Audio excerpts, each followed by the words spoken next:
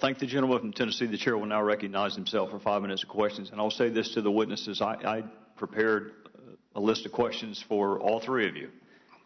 But during the ranking member's opening statements, I shared with him on the floor, my mind went away from the questions and I went back to South Carolina. In the very same month, the very same year that the IRS was conferencing in Anaheim, we were furloughing law enforcement officers. We were furloughing teachers. Prosecutors in my own office were furloughed. Secretaries in my own office were furloughed. Those are secretaries who struggle to make ends meet under the best of circumstances. And here we're asking them to go 2 weeks without pay, and we canceled all out-of-town training. We brought our own food to our Thanksgiving and Christmas office socials. We started an anonymous fund to help our fellow employees who were struggling to make ends meet. And one night, one of my secretaries came in after hours and asked if she could borrow the money to buy her child a birthday present. And she kept apologizing for having to do it. She kept saying, "I'll pay you back. I'll pay you back." And at exactly the same time, that young government employee, single mom, was borrowing money for a child's birthday present. Other government employees were staying in $3,500 a night rooms.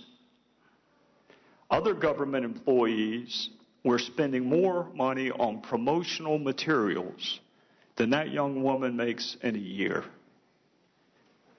And other government employees were spending more money on audience participation tools than that young woman makes in a year. So, Mr. Inspector General, I appreciate the work that you've done. But with all due respect, this is not a training issue. This cannot be solved with another webinar. This can't be solved with just one more recommendation. If we can just get that recommendation implemented, we're just one recommendation away from people acting responsibly. Mr. Inspector General, we can adopt all the recommendations you can possibly conceive of. I'll just tell you, it strikes me, and maybe it's just me, but it strikes me as a cultural, systemic, character, moral issue. The IRS has been in existence, depending on how you want to count, either since 1862 or 1918. But in either event, they've had 100 years to figure out that while your fellow Americans are losing their jobs and their health insurance and their homes, you do not spend $4 million at a conference for which there is no accountability. You do not hire people to make meaningless speeches or artists to paint paintings of Bono. When your fellow citizens, the ones who pay your salary, are struggling, that is a character issue. Training cannot fix that. They sent more than 25 employees on a scouting trip to see whether or not the hotel was okay. That's not going to be fixed with training, Mr. Inspector General. When you got law enforcement officers being furloughed and you've had 100 years to figure out how to act appropriately,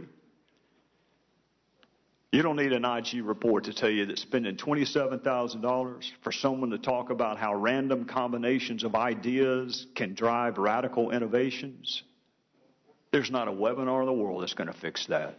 So, Mr. Inspector General, in reality, it just strikes me that we just need one single recommendation. Start over. This entity has not only targeted citizens that it was supposed to serve, it's allowed itself to be used as a political tool. Not only does it have access to our financial information, it will soon have access to our health information. Those are details that we don't share with people that we do trust. And we're going to be asked to share it with people who are so disconnected as to spend this amount of money while our fellow citizens are struggling mightily in the fall of 2010. I don't think training is going to fix it. I think replacement might. With that, I would recognize the gentleman from North Carolina, Mr. Meadows.